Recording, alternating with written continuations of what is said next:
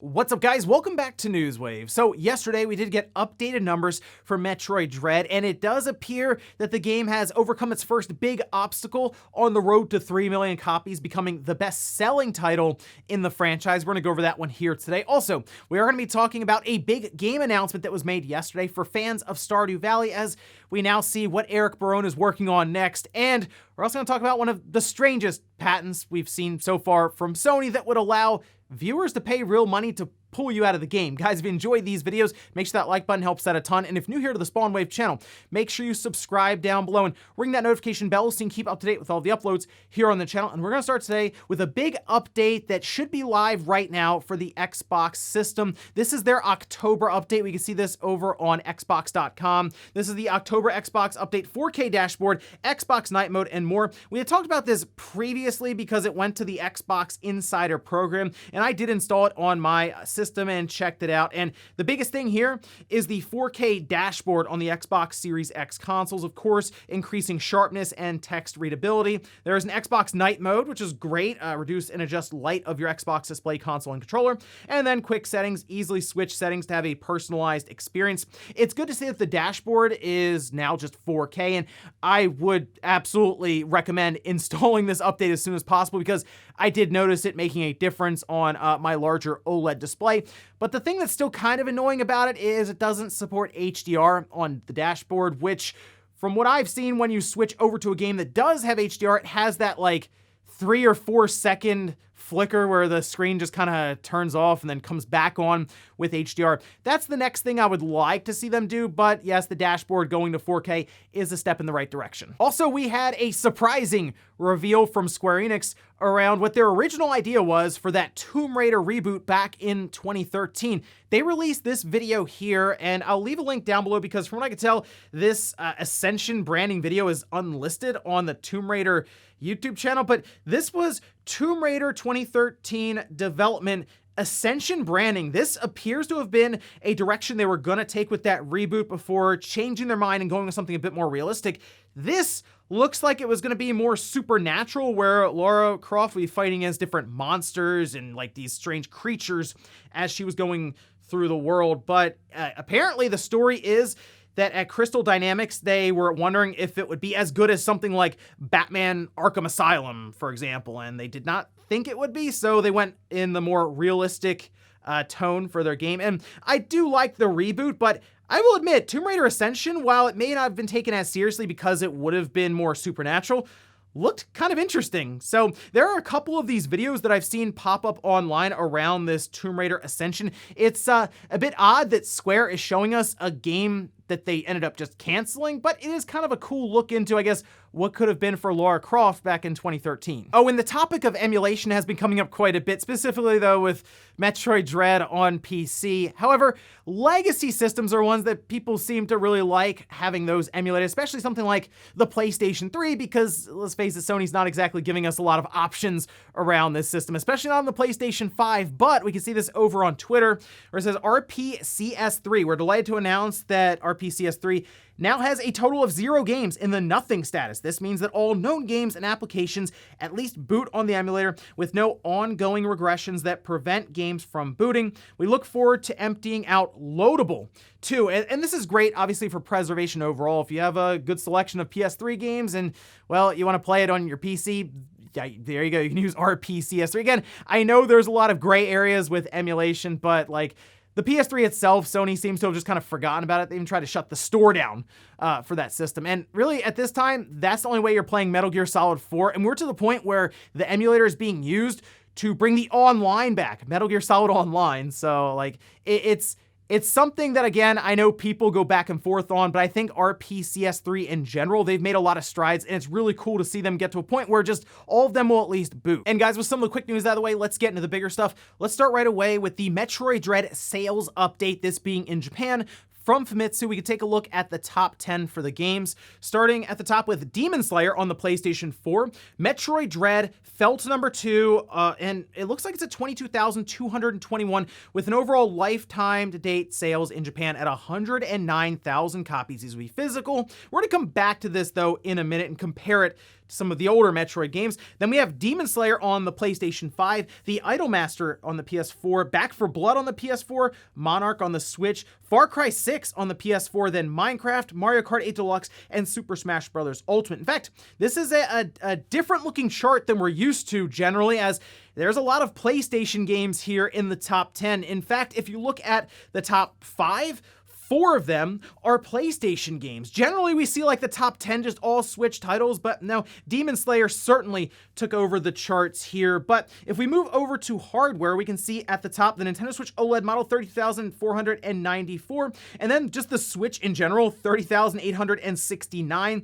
I guess because the OLED model is pretty difficult to get in Japan, there are people who are just like, you know what, I'll just settle for the regular Switch model. There are probably plenty of people who don't play it in handheld mode anyway, and it's just docked completely, so it would make sense that you would just grab the regular Switch then. And then we have the PlayStation 5, 16,580, the Switch Lite, 9,581, the Xbox Series S, 3,553, the PS5 Digital, 2,129, the Series X, 634, the PlayStation 4, 613, and then the new 2DS LL, 373. Now we're going to go and put Sean's head somewhere on this chart as we take a look at some of the older Metroid titles. This would be their performance in Japan. We already know that Metroid Dread absolutely crushed basically all of these with its opening week, but at this time, Metroid Dread is one of 3 Metroid games that has crossed 100,000 copies sold in Japan lifetime. The original Metroid on the Famicom disk system, that actually crossed over 1 million copies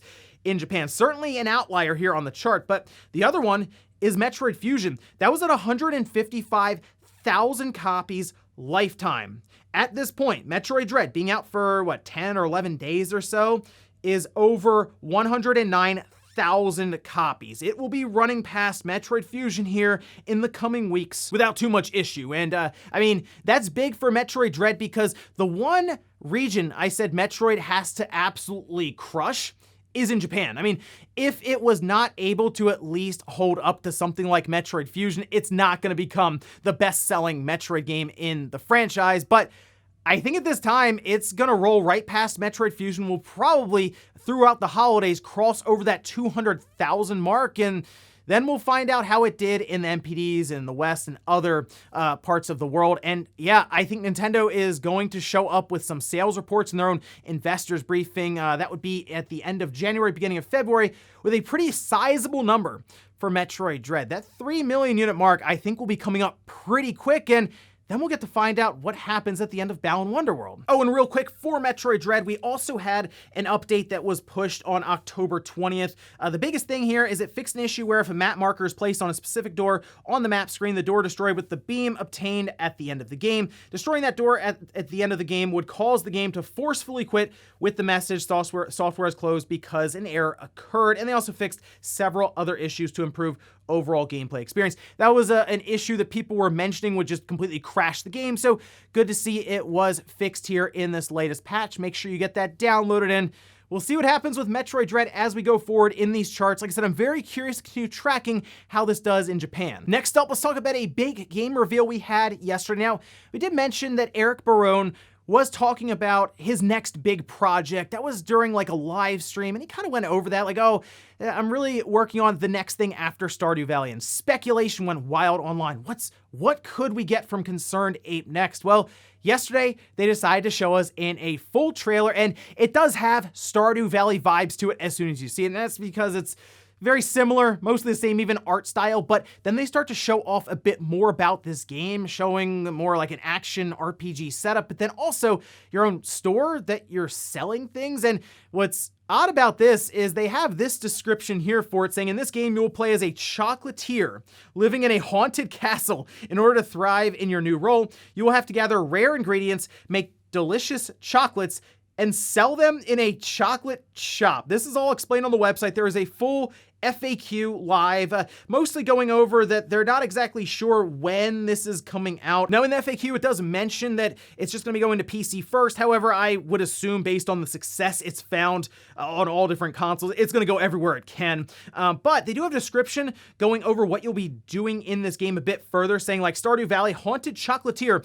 is another town game where you move to a new town and try your hand at a new way of living. You'll get to know the townspeople, achieve your goals, and make progress in many ways. All of that is similar to Stardew Valley. However, the core gameplay and theming are quite a bit different. Haunted Chocolatier is more of an action RPG compared to Stardew Valley, and instead of a farm being the focal point of your endeavors, it's a chocolate shop. So, I mean, you'd expect creativity after Stardew Valley, and you're getting it here. It's exciting stuff, and look, I get it. People love Stardew Valley. Hundreds of hours people were pouring into this game, so it makes sense why there would be so much excitement and interest yesterday when this was just randomly unveiled. Seriously, it was posted up on Twitter, and they were like, yeah, in an hour we're gonna make a big announcement, and then boom, there it is. Haunted Chocolatier. Make sure you go check out the website and the trailer. I'll link that down below, and let me know what you think in the comments. Next up, let's talk about some new storage options that were announced yesterday from Microsoft for the Xbox Series consoles. We have that 1 terabyte expansion card from Seagate that was released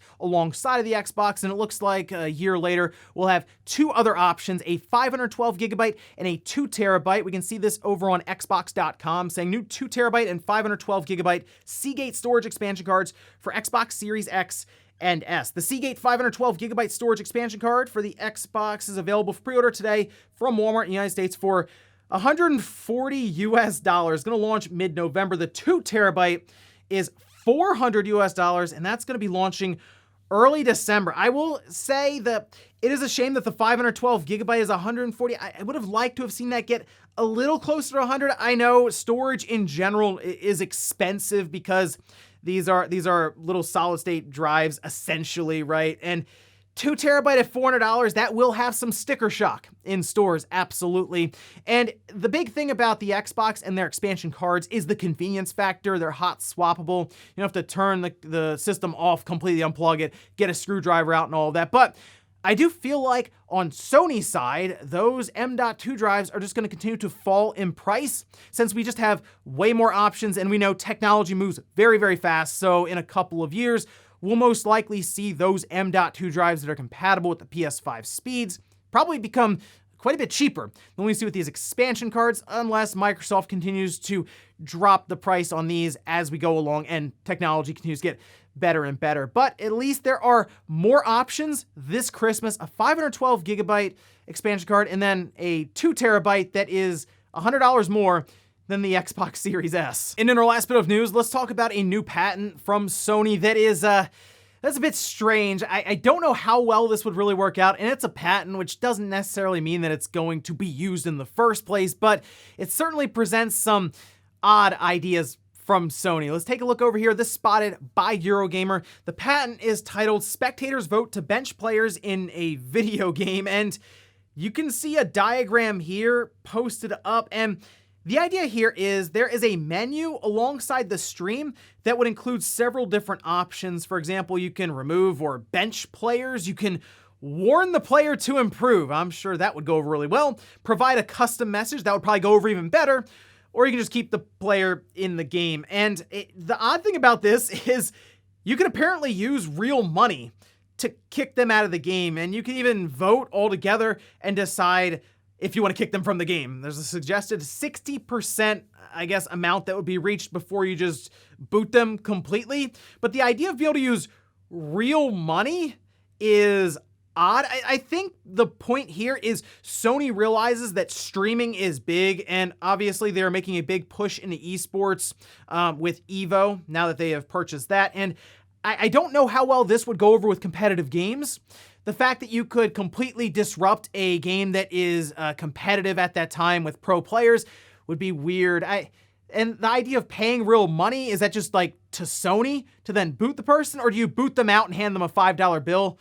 on the way out the door. It's, again, very strange ideas. I do like the idea of viewers being able to interact in the game in some way. Like, it's been brought up, and I believe even done in several games, where they can help players by doing supply drops to them, right? Or even try to mess with certain players and make things a bit more difficult with traps or debuffs or other things. But to be able to just boot them completely just because you have $20 there is, again, strange idea. I don't necessarily know if this will ever be used. It might just be a patent like, hey, if we ever need this, it's at least filed. But Sony, like I said, is certainly making waves now in the esports scene, and they understand that streaming is very popular. So they're probably going to continue doing patents around different ideas that they come up with.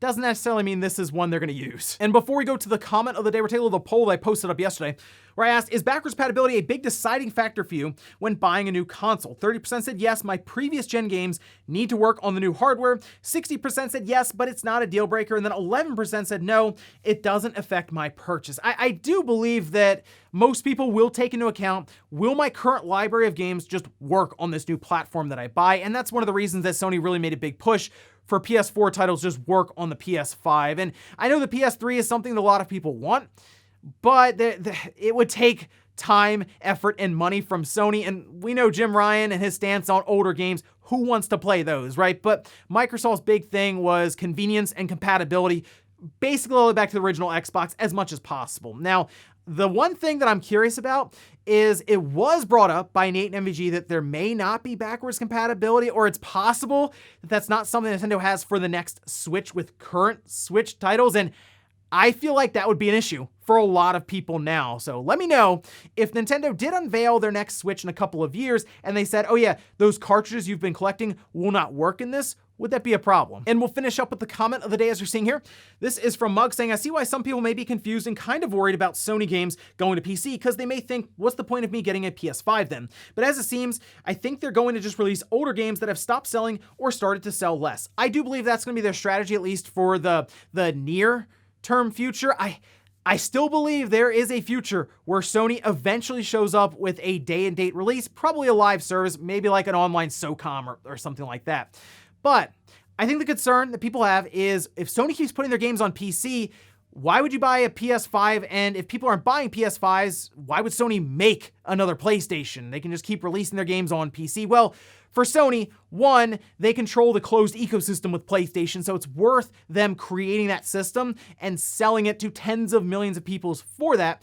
But I think there's also this overestimation, online specifically, by a lot of us, that everyone wants to build a PC. That's just not the case. I can tell you now, working retail for a while there, not everyone wanted to do that. There are a lot of people who, go to work 8-10 hours at a time and they're looking at a PC all day and they want to come home and they just want to sit on the couch and play their Xbox or their PlayStation or their Switch. They don't want to sit in front of a PC for another couple of hours doing that. So I understand there's a lot of benefits with PC, but there's also a lot of convenience with consoles, and I think that is fine to exist together. The Xbox Series system continues to sell, and it's hard to find an Series X out there. Apparently, they're coming up on like 8 million units sold now, so they still sell despite their games being on PC at the same time. I wouldn't be too concerned about PlayStation or Xbox going away, even if those games can continue to show up on PC. And ladies and gentlemen, that's gonna do it here for Newswave. If you enjoyed this video, guys, hit that like button, really helps out. If not, hit the dislike. Leave comments down below about everything we talked about here today, whether it's Metroid Dread and the updated sales numbers in Japan.